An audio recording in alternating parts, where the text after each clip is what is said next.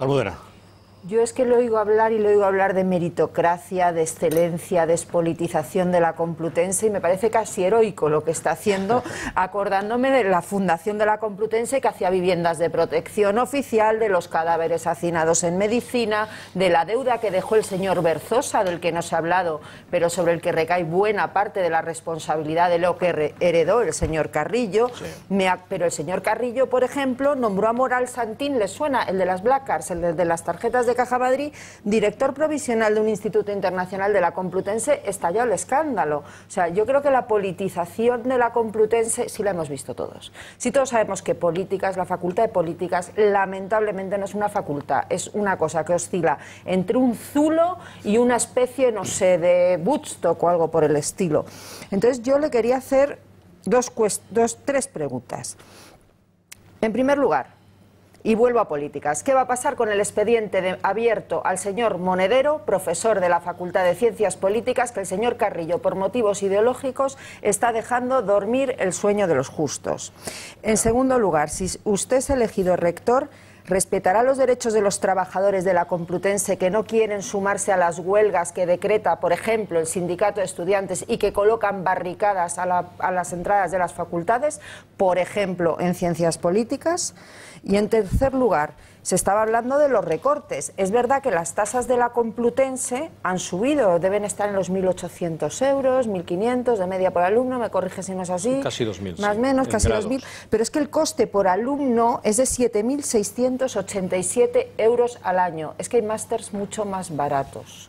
Todo esto, ¿cómo piensa arreglarlo? A mí es que de verdad me parece algo heroico.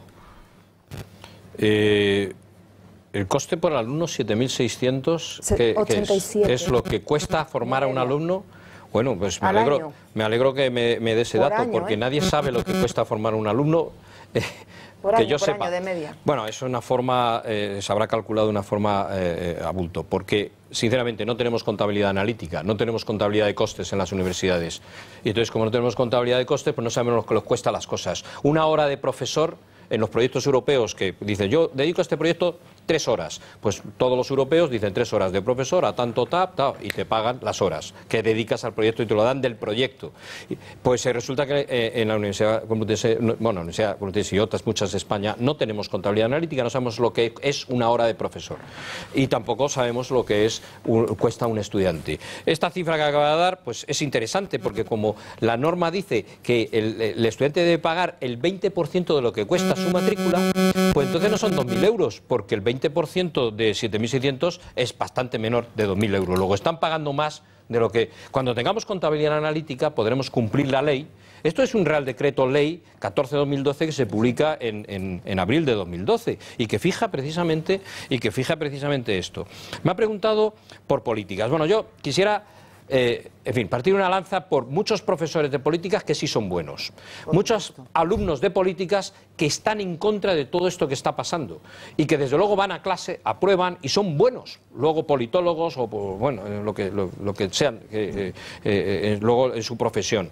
Y hay muchos que están indignados en todo esto. De hecho, cuando el otro día fui y no conseguí entrar y hablar a mucha gente, pues tenía de orden de 40 personas, bueno, pues que me escucharon, hicieron preguntas y se preocuparon por la universidad y por las propuestas que yo hacía como candidato, lo cual a mí me sirvió de satisfacción. Y estoy seguro que voy a sacar bastantes votos en políticas, precisamente de estos profesores que quieren que las cosas cambien, que alguien se preocupe por ellos, que cuando haya una huelga, pero ya no hablo solo de las políticas, hablo de los de económicas, de la Facultad de Económicas, de la Facultad de Psicología, etcétera, que cuando hay una huelga, estos individuos se encierran dentro de la facultad con la connivencia de los servicios y la connivencia de la vigilancia y por supuesto, del rectorado, y por la mañana madrugan y ponen todas las barricadas. Cuando llegan los profesores o llegan los alumnos no pueden entrar. Y la policía no puede hacer nada porque, bueno, no les da autorización el rector